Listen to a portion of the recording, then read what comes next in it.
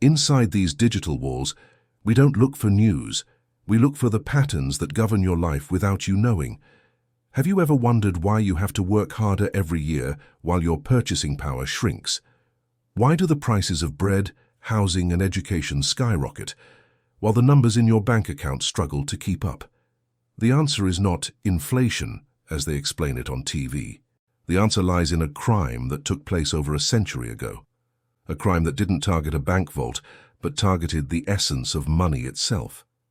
Today, we open the 1913 file, the year humanity lost its financial sovereignty to a mysterious cartel of private bankers.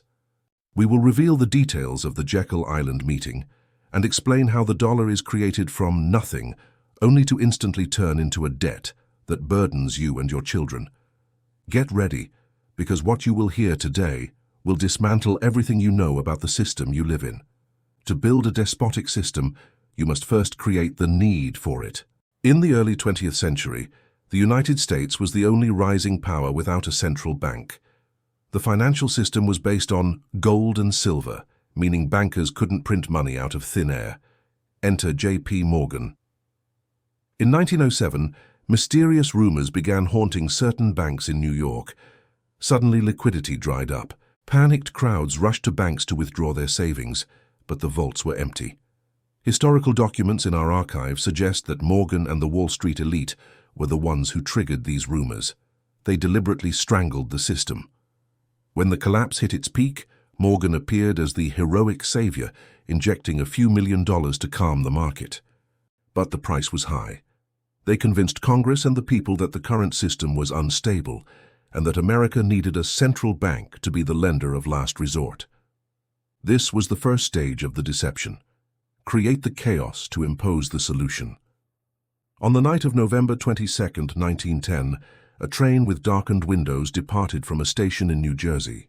The passengers were Senator Nelson Aldrich, Rockefeller's man in Congress, Paul Warburg, representative of the Rothschild family, and Henry Davison, partner of J.P. Morgan.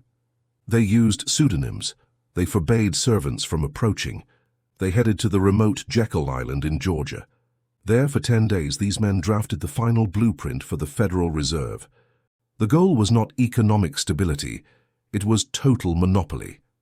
They designed a system that grants private banks the right to issue the national currency, while shifting the responsibility for any failure onto the government, the people. They designed a wealth suction machine to transfer assets from the middle class to the financial elite through permanent interest. Here we reach the heart of the vault, the part carefully hidden from you. How does the Fed work today? When the US government needs $1 billion, it doesn't print it. It issues treasury bonds, which are simply promises to pay from future taxes. The Fed takes these bonds and enters the number $1 billion into its computer out of nothing. This billion did not exist seconds ago. Once it enters the system, commercial banks, through the fractional reserve system, multiply it 10 times. The big problem? The government is required to repay the billion plus interest. But where will the interest come from? The Fed only created the billion. Mathematically, this means a new loan must be issued to pay the interest on the old loan. Global debt can never be repaid because money itself is debt. If all debts were paid tomorrow, not a single dollar would remain in circulation. The system is designed to keep you in debt forever. Since the Fed's founding in 1913, the dollar has lost 98% of its value. This is not a natural evolution, it is programmed theft. Inflation is the only tax that doesn't require a vote in Parliament.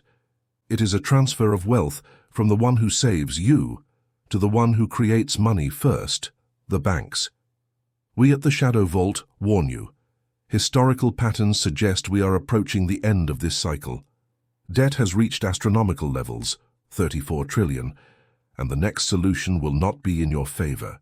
They are paving the way for CBDCs, central bank digital currencies, to transform financial slavery from paper to fully digital, programmable and confiscable at the push of a button. Awareness is the first step out of the vault. Look for real assets, understand history, and do not trust the paper. Thank you for your trust. See you in the shadow.